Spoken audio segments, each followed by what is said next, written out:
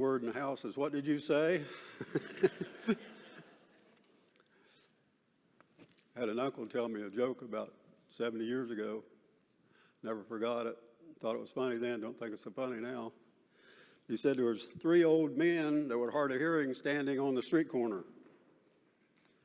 One of them said, "Boy, it's windy today, isn't it?" And he says, "No, it's Thursday." And the third one said, "I am too. Where can we get a drink?"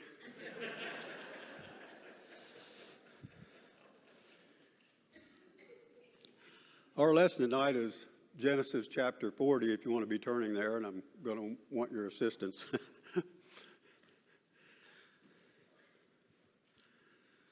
Our lesson is primarily on dreams.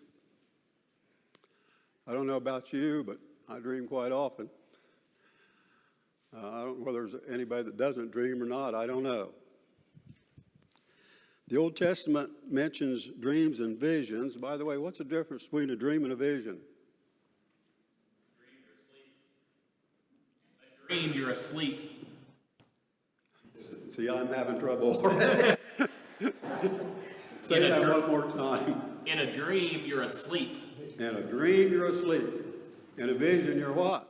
Awake. Awake. Okay, that's correct. The Old Testament mentions dreams and visions 60 times. The New Testament, in the King James Version anyway, mentions it 8 times. That ought to tell you something. Many people think their dreams are direct messages from God and not from the pizza you ate at 11 o'clock. I can give you some personal experiences of dreams. When I was a young lad, for some reason, I had a recurring dream, and it seemed like somebody was after me, but I had a gun. But the problem was I didn't have any ammunition. And I had that dream more than once, and I don't know what it means. I was just diagnosed with AFib, and they told me to take blood thinners, and they warned me about not doing something that might cause an injury. And wouldn't you know it, 2 or 3 nights later, I was behind a parts counter working, which was a common thing for me in my life. And somebody came up to the counter with a tapered pin punch and dropped it on the counter, and it rolled off and hit me in the chest or in the stomach. And I looked down and I was bleeding. And I couldn't stop it. Now, to me, that was because of a recent diagnosis, of AFib. It wasn't God telling me that I was going to die with a punch in my stomach, But I think a lot of times we want to think of dreams as a message from God when maybe that isn't necessarily the case. I think primarily God talks to us today through His Word, the Bible, His revealed written Word. I'm not saying He wouldn't, but I'm saying that if we think that, maybe we ought to pray that God tells us if that was from Him. I want to bring us up to the beginning here of chapter 40 is primarily dealing with Joseph in our summer series. And Joseph, as a young lad, had dreams. He was out in the field, and they were binding sheaves of grain, and his sheaf stood up. And all the other sheaves round about bowed and honored his sheaf. And then he had another dream, the sun and the moon and 11 stars. And again, they bowed to honor Joseph. And of course, his brothers hated him for that. His father even rebuked him for it. And then we see Joseph sent by his father to check on his brothers. And Joseph was a favorite son. He was born later in life. There were several other brothers already in his family. And they knew that he was the favorite son of their father, Jacob. And Jacob had even made him a coat of many collars. And he was sent by his father to his brothers, and they saw him coming from a great distance, and they decided that maybe we ought to get rid of this guy. So they started plotting what they were going to do, and they decided to end it up, they threw him in a pit. And then one of the brothers didn't want to kill him. So they saw a band of Ishmaelites or Midianites that were on the way to Egypt, and they decided they'll pull him out of the pit and we'll just sell him. So they sold him as a slave for 20 pieces of silver. They took him into Egypt, and they sold him to Potiphar. And Potiphar was the king officer to Pharaoh, and God blessed Jacob, or Joseph, it seems like, wherever he went. And Potiphar immediately noticed how that his house was being blessed because of the life of Joseph. And he put him in command of his house. He didn't know anything that he had except the bread to eat, but Joseph was taking care of it, and he was doing really well. And then Potiphar's wife noticed Joseph, made advances towards him, and he refused those advances. And then to get even, she tattled on Joseph alive. And Potiphar then threw Joseph into prison. In verse 40, we start tonight with Joe in prison under Potiphar's guard. And I'd like for you to help me out tonight. I'd like for someone to read, let's say in this section right here, somebody read Genesis 1 through 4. Somebody in this section. Genesis 40, 1 through 4.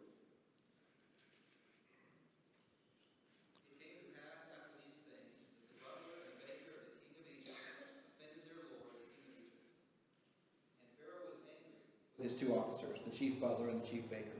So he put them in custody in the house of the captain of the guard, in the prison, the place where Joseph was confined. And the captain of the guard charged Joseph with them, and he served them. So they were in custody for a while. Okay, we notice immediately that Pharaoh became upset with his chief butler and chief baker. It doesn't tell us why he became upset. Does anybody have any ideas? I've heard those in prominent places sometimes have to worry about getting knocked off. I've heard like Putin has taste testers for his food. I just don't know whether he always eats leftovers or water, how long he has to wait to see if somebody's going to keel over, if somebody's trying to poison him or something. But I've even heard maybe that was the case here. Afraid of getting poisoned, but we don't really know. But certainly he became very offended over something. And so they were cast into prison here where Joseph was.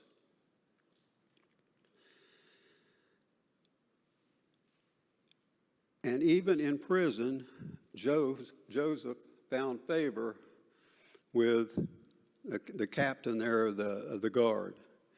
And so Joseph was put in charge of the butler and the baker and maybe other prisoners. And so that kind of relieved the duty there of the guard of the prison. And it says that in verse 4 there, and they continued a season in the ward. Does anybody can tell me how long a season is?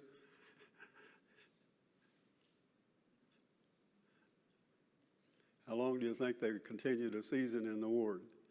You know, my way of thinking, what we've got, spring, summer, fall, and winter, 3 months each. Could have been 3 months, I don't know. Anyone idea what a season meant there? My translation says they continued for some time. Some time. So at least it was a length of period of time, wasn't it? Okay. Any questions or comments on the first 4 verses there?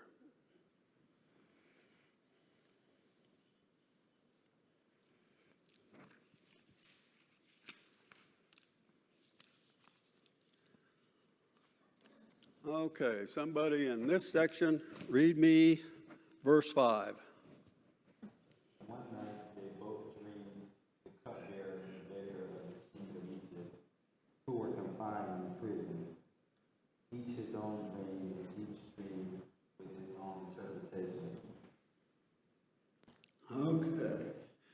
we find that these chief baker and butler both dreamed a dream the same night. Do you think that was a coincidence? No, I don't think so. I think God intervened in that situation. Okay. Verses 6 and 7.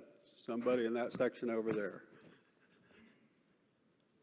Came into them in the morning and looked at them and saw that they were sad.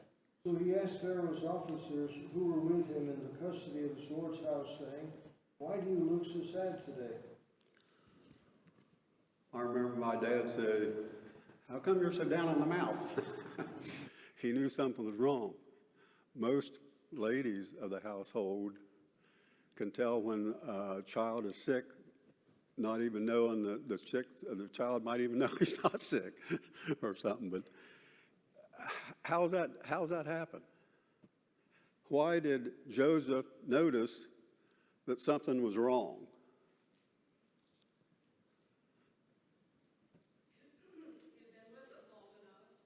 Pardon? He had been with them long enough to know Okay. that they were yes. Right? He had to know, he had to recognize something, didn't he, that was different. And he'd been with them for a length of time. So something clued him in that they were sad.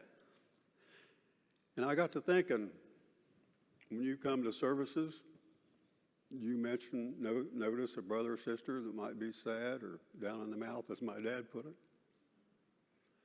If you don't really know them, don't really know their character, you might not even notice, correct? I think that's correct. You've got to really know somebody and be around them enough to recognize something's not right. And then we've got to have compassion if we do recognize that, as Joseph had compassion on our brothers or sisters, and see what we can do about it. And Joseph did the same thing. He recognized that they were sad.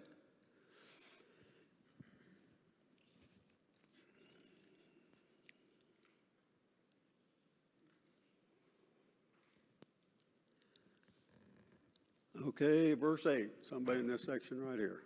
Verse 8. They said to him, "We have had dreams, and there is no one to interpret them." And Joseph said to them, "Do not interpretations belong to God? Please tell them to me." Okay. We see that they dreamed a dream, both of them. And there was no interpreter for it. And Joseph responded, "Do not interpretations belong to God?" And of course that would be correct. But they had enough confidence in Joseph to express to him the problem. Now, I think Joseph probably, his character, maybe they didn't believe in the God Joseph believed in, but the character of Joseph certainly encouraged them to express to him what the problem was. And of course, Joseph gave the true interpreter response to that being God. And I think we as Christians should have the character that others would seek counsel from too. They were kind of seeking counsel, I think, from Joseph. And 2 Timothy 4:2 tells us to preach the word, be instant in season and out of season, reprove, rebuke, and exhort with all longsuffering and doctrine. That should be one of our characteristics also, to see those opportunities. Yes. You know, so by this time, Joseph had probably been in Pharaoh's service or Potiphar's service for a number of years. And I'm sure by that time he had developed a reputation. Mm-hmm. And the butler and the baker were high enough in Pharaoh's, inner circle to have known of Joseph. So them being captive together, they already knew each other. Good point. And so I think what's happening here is the result of the reputation that Joseph had already built for himself. Because Joseph continues his pattern, right, saying, it's God, not me. And that's what he falls back on every time. You know, and even if you fast forward to the end of Joseph's life, he's talking to his brothers, and he said that you sold me into slavery, but hindsight being 20/20, that's okay because God intended that for good. So Joseph recognized that he was just an instrument being used by God. Right. And he was careful to preserve his reputation in order to be able to do that whenever the opportunity came up. Exactly. Very good point. And as we think of Joseph's character, as you so well pointed out, it followed him wherever he went. You know, in Potiphar's house, he was in charge. In jail, he was in charge.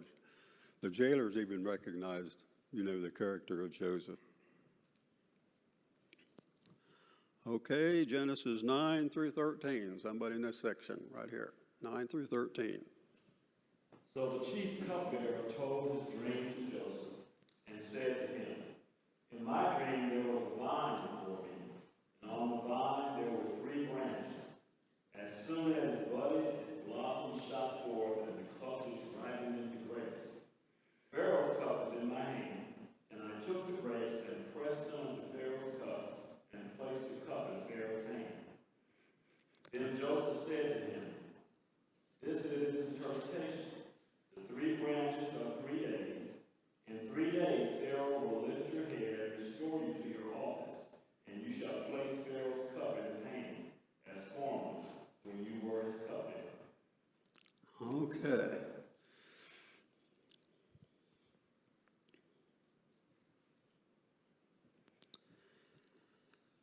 What were the 3 branches?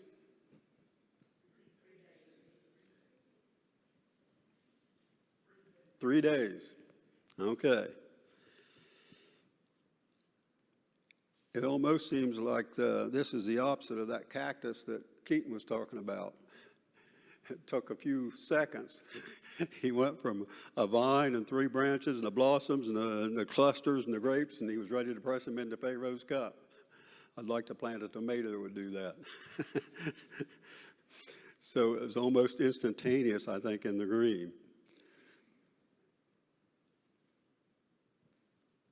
And this was the butler.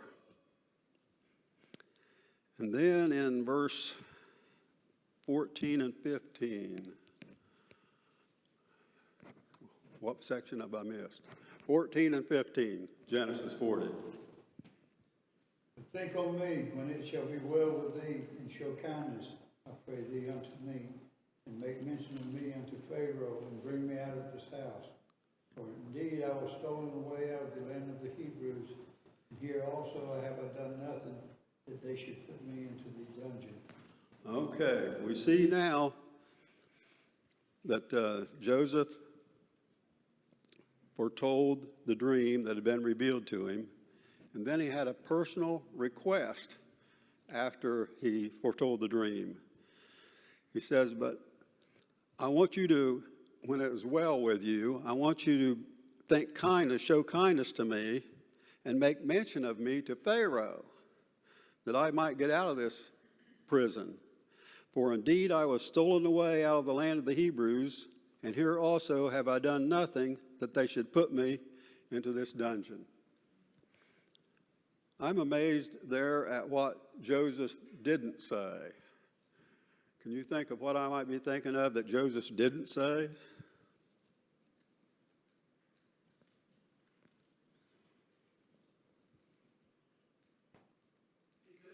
You just owe me. He what? He could have said, you owe me, but he said it, and he did say that, but in a roundabout way. Just remember me when the time comes. Okay. Anyone else? I think it's common when we mess up, to blame somebody else. I don't see Joseph doing that. Didn't mention his brothers. Didn't mention Potiphar's wife. Just said, remember me. Remember me.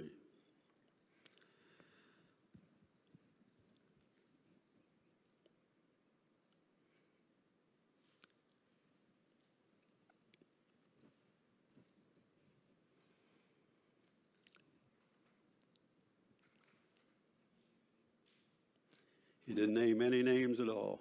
I think it's common, too, for someone to try to degenerate someone else for some problem that they had on their own.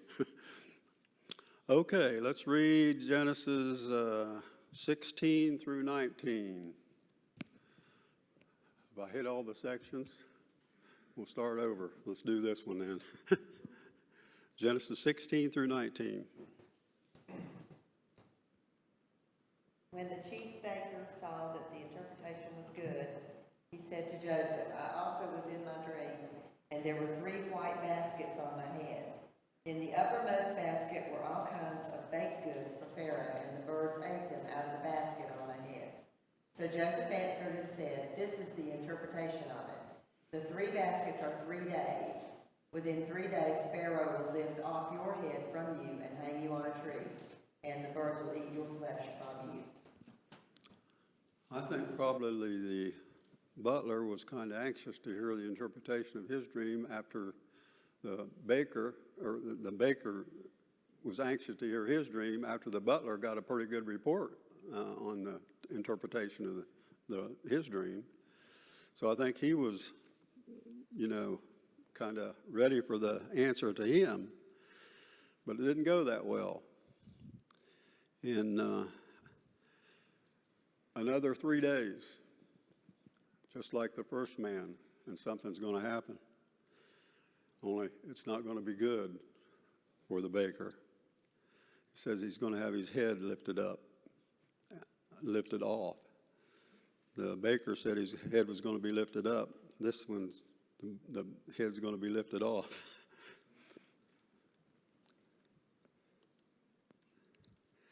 His dream really turned out to be a nightmare. And I can't imagine now waiting for 3 days to see if Joseph knows what he's talking about.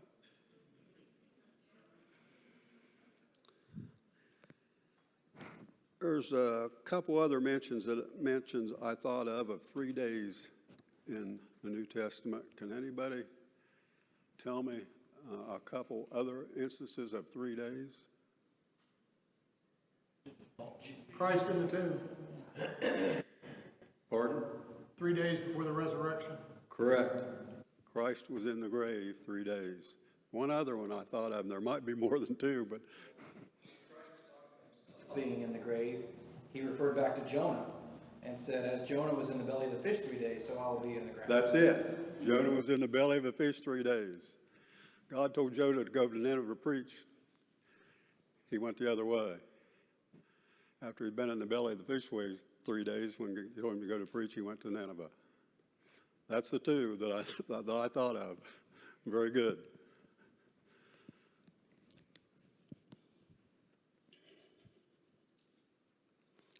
Okay, where am I? But both men had to wait 3 days to find out if Joseph knew what he was talking about for sure. What happened on the 3rd day? Does anybody know?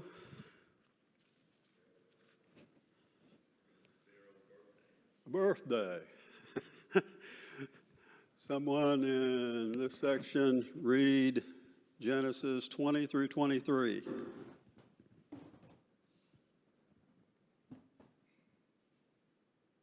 On the 3rd day, which was Pharaoh's birthday, he gave a feast for all his servants.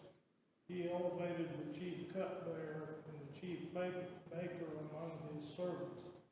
Pharaoh restored the chief cupbearer to his position as cupbearer, and he placed the cup in Pharaoh's hand. But Pharaoh hanged the chief baker just as Joseph had explained to them. Yet the chief cupbearer did not remember Joseph, he forgot him. Okay. Now we see that Joseph knew what he was talking about as far as foretelling the dreams. But there was a birthday here, Pharaoh's birthday. You know there's only 2 birthdays mentioned in the Bible. Does anyone know what other birthday it was?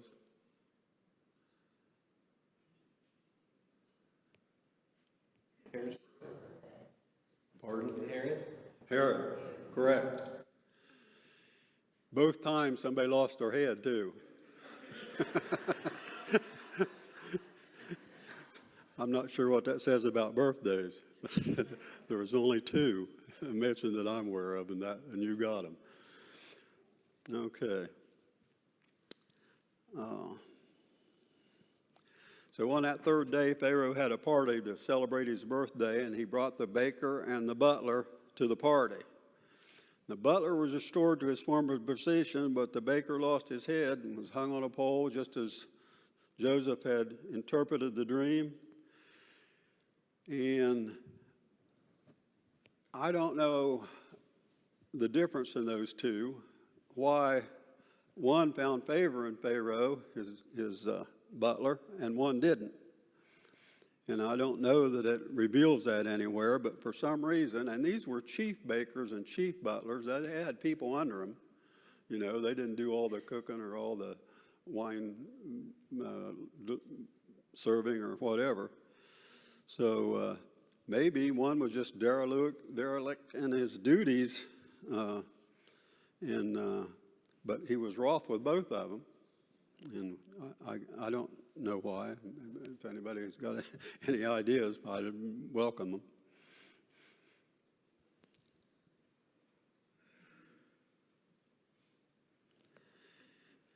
Well, in that last verse, we see, yet did not the chief butler remember Joseph, but forgot him. You remember he had petitioned, when it is well with you, remember me to Pharaoh. And he forgot. And I think we'd probably have a tendency to come down pretty hard on the butler for that. And then you get to thinking, wonder how many times I forgot to repay good for evil. How many times did I forget to return that tool I borrowed? Something simple as that.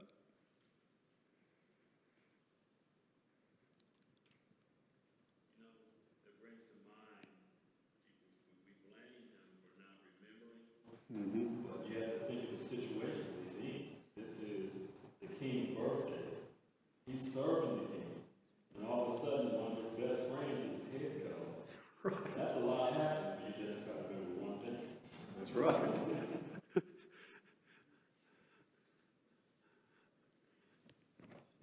Which is something which is normal in ancient Egypt. Ancient Egypt, they had separation in their prisons, right?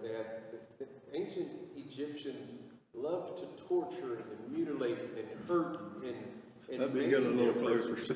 Okay, let me get closer. All right, so I find it very interesting. In ancient Egypt, when you go to jail, especially in the king's court, it was done to kind of hold you there until the king decided what to do with you. Mm-hmm.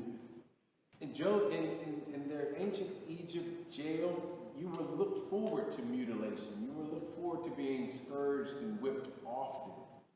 And I can imagine Joseph being thrown in a place where he didn't really, he didn't belong there. But he can hear screaming and he can hear yelling and he can see people being tortured. And every morning he comes out and he checks on the prisoners that he's in charge with. And he doesn't belong there. Right. But yet God had his hand on him, because nowhere in Scripture does it say Joseph was ever whipped. Joseph was ever mutilated. Right. Joseph was ever done something with where Potiphar came back and had him executed or turned into a eunuch. We don't see anything like that.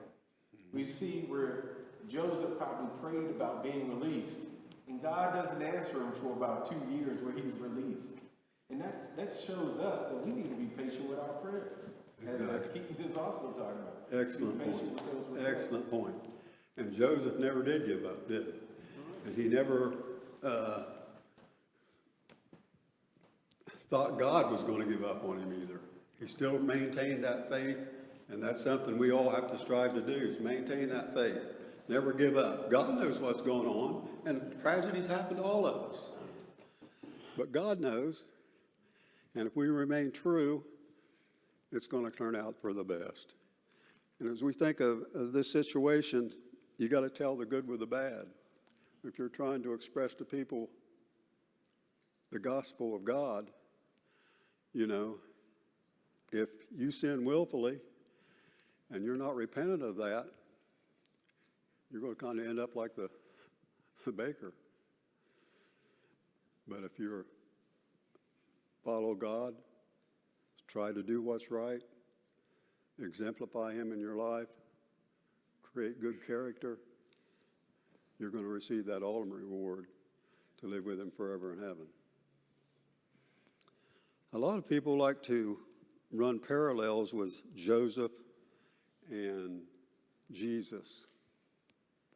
And I don't know whether that's good or bad, but I saw several instances where they like to compare Joseph to some of the things that Jesus endured. You know, Jesus was ridiculed. He was sent to his brothers. He was sold as a slave, and also Joseph. So there's a lot of comparisons there. They're both taken to Egypt, both falsely accused and condemned, both placed with two prisoners. Remember Jesus on the cross. Both tempted, both stripped of robes, both forgave those who wronged them.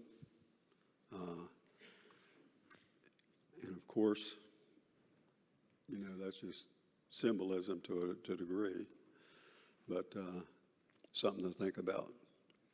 Any other questions or comments? We're at the end of the chapter.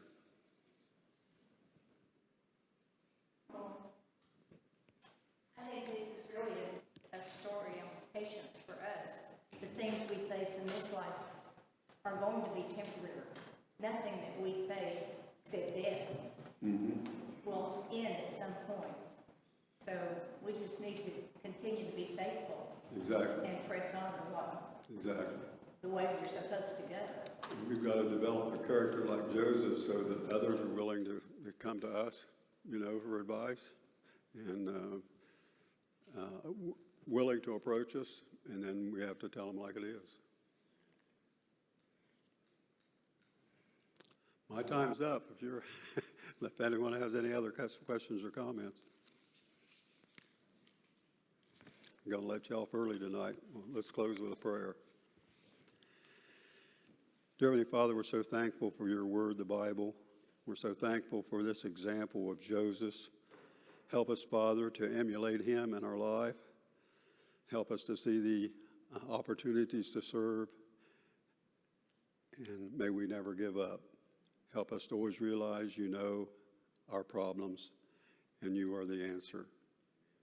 Continue to bless us. Be with all of our sick who need your care. Be with everyone as we strive to be the servant you want us to be. For we ask in Jesus' name. Amen.